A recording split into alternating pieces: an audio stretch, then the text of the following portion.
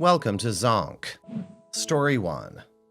Hello, I'm 21 and a girl. I cheated on my boyfriend, also 21, of roughly 9 years. I didn't just cheat once either. I got involved with another man around 2 or 3 years ago and have continued on and off until yesterday. Today, I got caught. I know that most of this is going to be about how I'm the scum of the earth and how I need to go die somewhere. But I know that. Not that I don't deserve to hear it. I guess I'm just here to discuss this horrible thing that I did, and maybe see if there's some way to redeem myself to my boyfriend. The situation is that I got involved with the man I was cheating with at the beginning of my college career. He ended up being very scary and abusive. I continued to cheat with him because of stupidity, fear, shame, and many other emotions that don't matter in light of what I actually did. I resist the idea that I'm somehow not a human being because I did a terrible thing. I am a person, not just a dumb hoe, and I want to get away from this man I cheated with. I want to be with my boyfriend. I know that it's hard to conceive that you can love someone and then betray their trusts like I have. But it's possible. You just need to be stupid. I've spoken with him today. We live together. His first impulse was to tell me to pack my stuff and find a new place to live. I know that I've fricked up terribly, but what I would really like to know is if someone here has been cheated on, male or female, and was there anything the person that cheated on you could have said or done, outside of not cheating, to make you hurt a little less? I really hope this relationship is not beyond saving. Your relationship has come to an end. You've repeatedly betrayed his trust countless times over the course of several years. There's no way to repair the damage caused.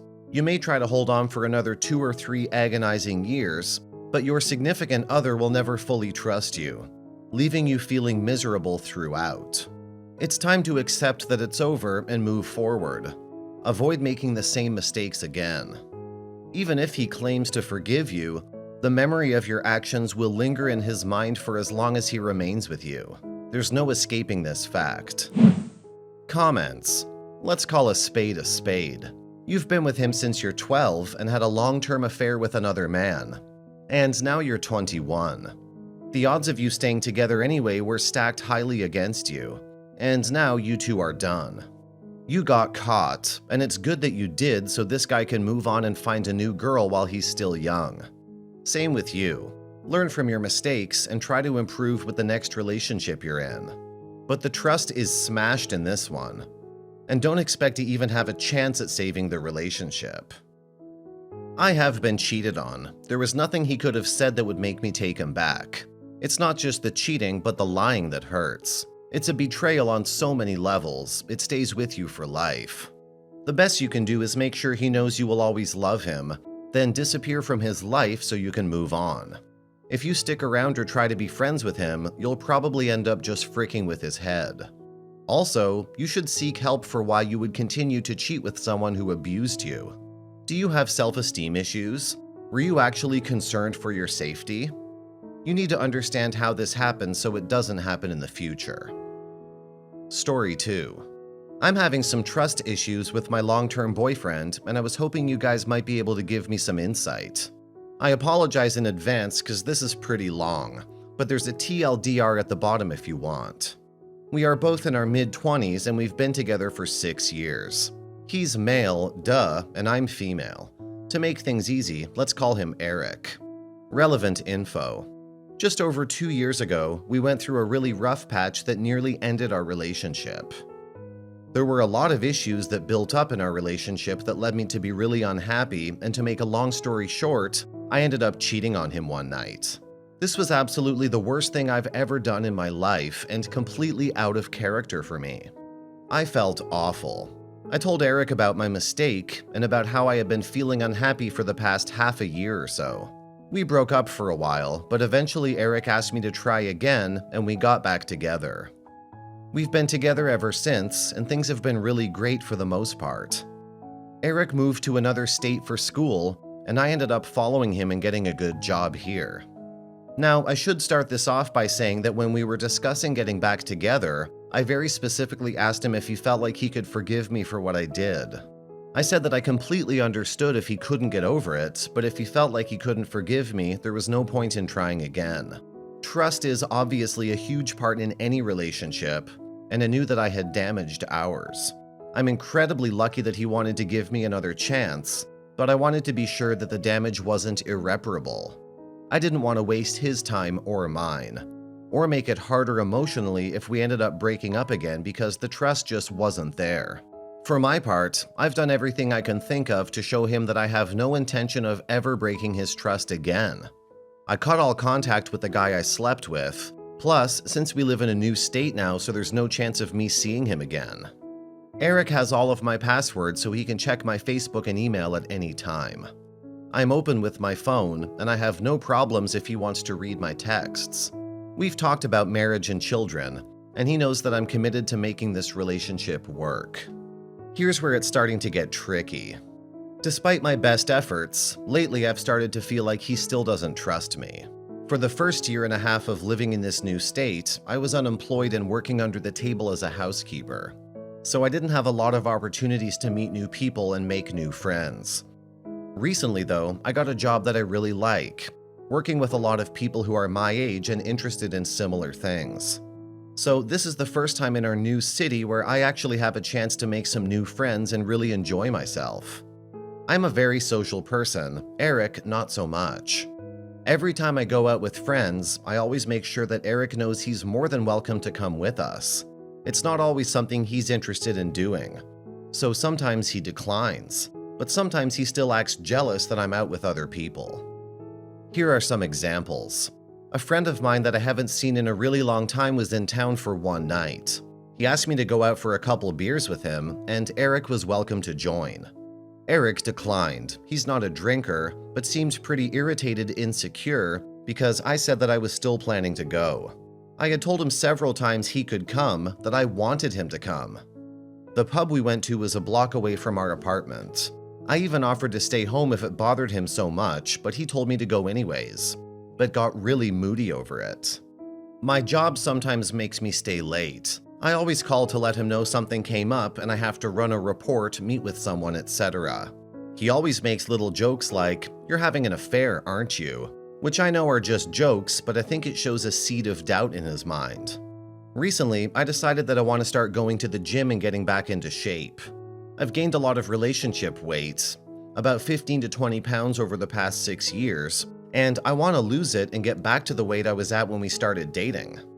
Eric seemed really uneasy at first, and eventually mentioned, "You aren't doing it to impress cute boys, are you?" I tried to explain to him that I just want to be healthy and feel good about myself, and he seems to understand that now. But it's sad to me that his first thought is that I'm doing it to attract other men. One of the people I like best at my new job happens to be a guy. Let's call him Mike. Mike is really nice, and we get along really well and have great conversations and similar interests. He also has a girlfriend that he's been with for about 5 years, so our friendship is absolutely platonic.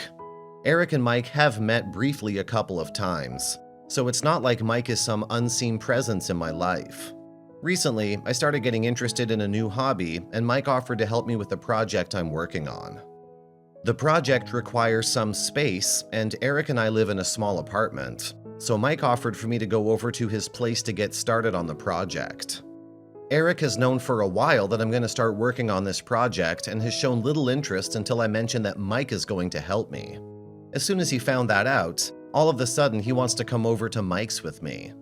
Now, I have no problem inviting him, although I feel a little awkward asking Mike if Eric can tag along. Though they've met, it's not like they're great friends or anything, and I think it would be imposing, but it's not that big of a deal. I just feel like he's asking simply so that he can supervise me and make sure I don't do anything wrong with Mike. There are a few other little things, like he peeks over my shoulder when I'm texting or on the computer every once in a while, which are minor annoyances because I would show him what I'm texting, what I'm looking at if he only asked. So I feel like he's being sneaky and trying to catch me in the act. I should probably mention that he never gets upset or angry or yells at me for these things. Mostly, he just gets very moody or starts to look very sad and withdrawn. So of course I plan to sit down and talk with him about all of this, but I wanted to know what someone outside of the situation might think. Did I damage our relationship beyond salvation? Aside from the trust issues, we generally have a good relationship, and I would hate for it to end because of a stupid mistake I made 2 years ago. But I also don't want Eric to live with constant doubts about my faithfulness, and I don't want to feel like I have to hold myself back from having friends, just so that he knows I'm not cheating on him. Any ideas? Edit to add. I know a lot of people are going to say that he should have dumped my ass and moved on with his life, which is why we broke up in the first place. He was the one who asked me back, not the other way around. I personally didn't feel like I deserved another chance, but he really wanted to try. I know that I'm very lucky to have him back, and for the past 2 years, almost every other area of our life has been great. What I'm asking is if trust can ever be repaired after something like this. His insecurity stems from the fact that you socialize and enjoy your life outside of the relationship, which makes him doubt himself. Consequently, he feels insecure about how you perceive him in comparison to the other people you spend time with, and worries that you might cheat on him again. It's clear that you shouldn't have to change your personality, and he's unlikely to change his either. Essentially, you have 2 options. Either accept that he'll never fully trust you and cope with his doubts for a prolonged period, or end the relationship and embark on a fresh start with someone new. This new person won't have experienced infidelity or hurt from you, and will begin the relationship with complete trust. Best of luck to you. Comments.